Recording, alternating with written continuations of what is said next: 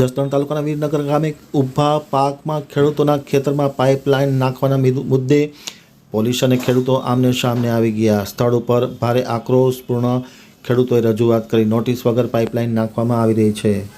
Jasdan આમતક news બ્યુરોનો એક વિસ્તૃત અહેવાલ। જસદણના વીરનગર ગામે ખેડૂતોએ વિરોધ શરૂ કર્યો છે। નર્મદા નીરની પાણીની પાઇપલાઇન ખેતરમાં નવી નાખવાને લઈને વિરોધની લાગણી શરૂ કરવામાં આવી છે। મોટી સંખ્યામાં ખેડૂતો એકત્રિત થઈ વિરોધની લાગણી વ્યક્ત કરી છે। ખેડૂતોએ ચણા, જીરું, ઘઉં સહિતના શિયાળુ પાકનું વાવેતર કર્યું છે। ઊભા પાકમાં જેસીબી ચલાવવામાં આવે તો 1000થી વધુ વીઘાના ખેડૂતોને પોતાના ઊભા પાકમાં નુકસાની થાય તેવી ભીતિ વ્યક્ત કરી છે।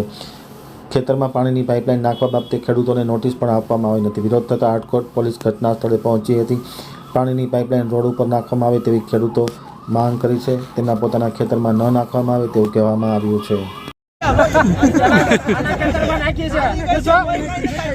કેટલો ટાઈમ પહેલા નખાણી? સાહેબ બધે દીકામાં 1 વર્ષ પહેલા નખાણી। હું કાઈ ન છોડતો પછી તમે નોટિસ આપી હોય રિસીવર માં સાઈન લીધી છે તમે હે બતાવો ઈ દેવડું જો તમે નોટિસ આપી હોય તો રિસીવર માં સાઈન લીધી તમે રિસીવર કોપી માં સાઈન જ નથી